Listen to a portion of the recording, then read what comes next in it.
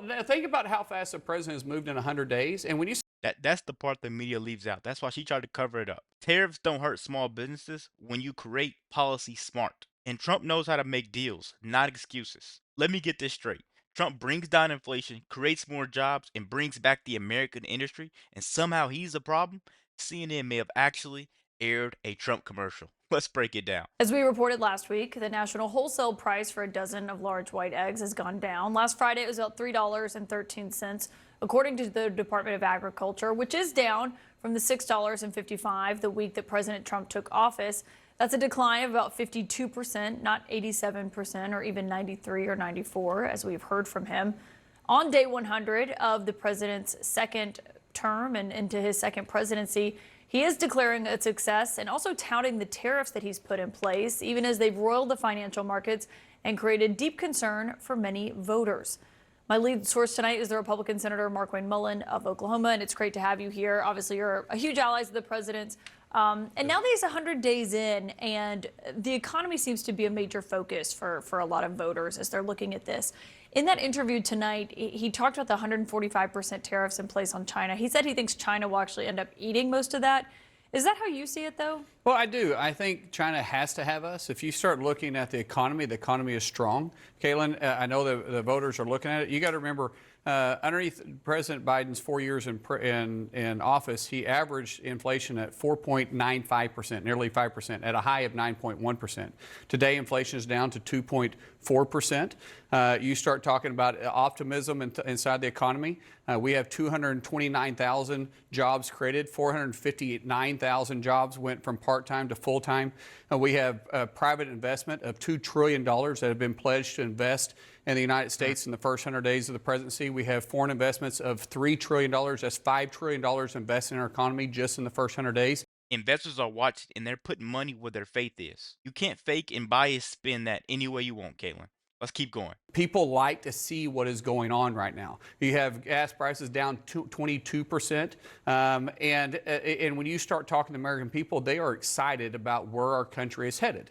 But if the numbers are as good as the president says they are, I mean, he's wildly exaggerating how much eggs are down. They're not down 87%. If they were, people would be paying 50 cents for a dozen of eggs, which obviously you know that they're the not. The fact is they're down. And as I said, at the height... Right, but why not just say exactly how much they're down? Well, at the height, it was 9.1%. So it depends on what metric you're using. At 9.1%, they're down to 2.4% now. Inflation, that is a significant drop. That's not 50%. You're getting down to actual real numbers at that point. So it depends on which point you're talking about. We can discuss wherever we want to on the eggs of what source you want to say or at what time frame he may be referring to. The fact is, prices are down, and we see them continuously dropping. But they're not down as much as he's saying that they're down for eggs. So I'm saying if my so argument, let's use the math. What's 9.1% down to 2.4%? What's the percentages of that? I'm saying if the numbers are as good as you think they are, and as you're arguing, and that's number from the Agriculture Department, why not just say they're down 52% or 53% instead of 87%? It's interesting to me that we're focused on the price of eggs when we know it's down. What I don't remember hearing is when Biden was in office and inflation was not 9.1%, about you talking about how high the prices were, or anybody, for that matter, actually saying, okay, why is inflation at 9.1%? Why are we averaging 4.95, nearly 5% of inflation? Why is it in the first 100 days? That should be the conversation. Why is it in the first 100 days that the president was able to bring down inflation to 2.4% and have $5 trillion of investment inside the United States? Why wasn't that happening in the last 4 years of the Biden administration? I think if you asked anyone in the Biden White House, they got asked about inflation all day long. It was essentially one of the only questions reporters asked them. So I don't think that that's a fair criticism. But on the numbers, when you're looking at that, you know, this isn't some criticism from the media. It's the polling that voters are not happy with where the economy's going. They don't feel good about the president's policies, and they think they're making the economy worse. Why do you think that is? Well, I would go, what demographic are they polling? Who are they talking to? Because when I'm talking to people in Oklahoma, or I'm talking to people in Texas, or I'm talking to people in Alabama, or wherever I'm traveling to, which granted I'm traveling to red states, they're very optimistic about where we're headed to. They're excited about what's happening inside the country. And I think investors are that way too. As I go back to it, in the first 100 days, we've had $5 trillion pledged to invest inside the United States. Why weren't they doing that underneath the Biden administration? Yeah, I mean, I looked at the CNN polling. It was, I think, the sample that they surveyed was more Republicans than it was Democrats, and then a lot of independents in there as well. I mean, it was a pretty broad swath. And it's also not just the CNN poll. It's the ABC Washington Post poll. There's a Fox News poll that's out where his numbers are down. And so I guess the question is, when you look at that, is there any sense when you look at those numbers that the White House needs to change course? Caitlin, numbers don't lie. Polling, you can skew however you want to. When I restate these numbers again, inflation is down to 2.4%. We're an average of 4.95%, 5% underneath the Biden administration. Yeah, inflation is down. 9.1%.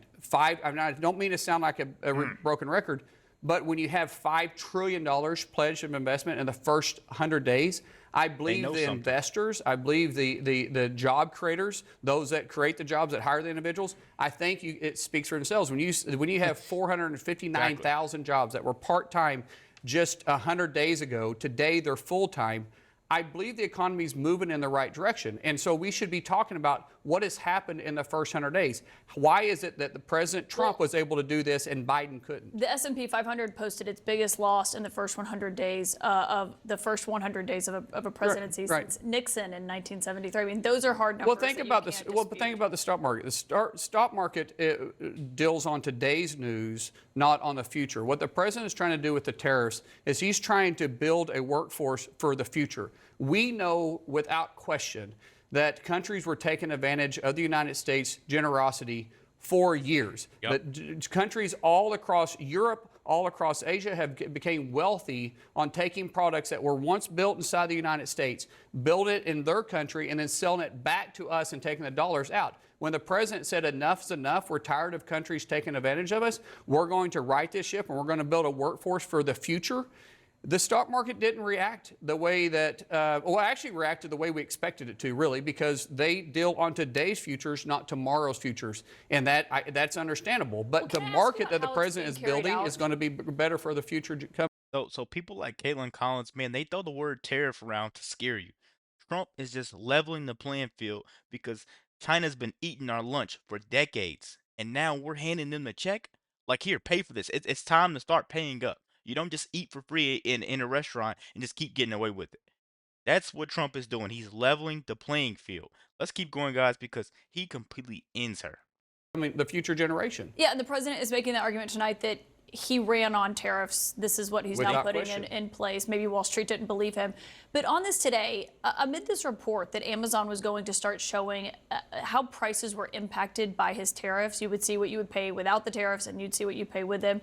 Amazon quickly denied that they're actually going to do that. But the White House lashed out and called it a hostile and political act.